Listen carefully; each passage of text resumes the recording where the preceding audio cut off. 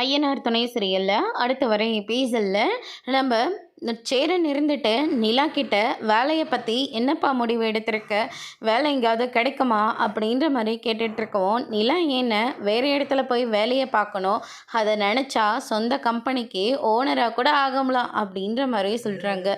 என்னடா சொல்கிற, கம்பெனி எப்படா வைக்க முடியும், அவ்வளோ அமௌண்ட் நம்மக்கிட்ட இல்லையே அப்படின்னு சொல்லிட்டு கேட்கவும், அவங்க ஃப்ரெண்டுங்கெல்லாம் சேர்ந்து ஆரம்பிக்கிறாங்கன்னு. அதுக்கு நம்மளோட பணமாக கொஞ்சம் முதலீடு போட வேண்டியதாக இருக்குது, ஒரு 5 லட்சம் போடணும்னு அப்படின்ற மாதிரி சொல்லிக்கிட்டு இருக்காங்க. 5 லட்சமா கையில் இருந்தால் இப்போவே டக்குன்னு கூட கொடுத்துடலாம், ஆனால் கையில் அவ்வளோ அமௌண்ட் இல்லையேடா.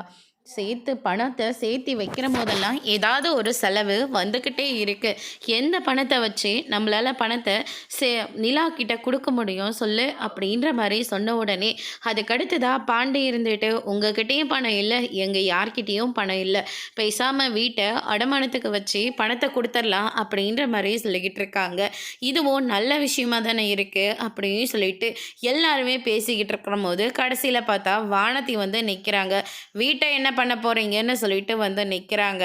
வானதி கேட்குற கேள்வியை பார்த்த உடனே மொத்த பேரும் ஷாக் ஆகுறாங்க. மறுபடியும் இந்த பிள்ளை ஏதாவது பிரச்சனையை கூட்டுறதுக்காக தான் இங்கே வந்திருக்கணும் அப்படின்ற மாதிரி நினச்சி பயந்து போயிருக்காங்க. அதோடு இன்னைக்கான பிரம்ம முடிச்சிருக்காங்க.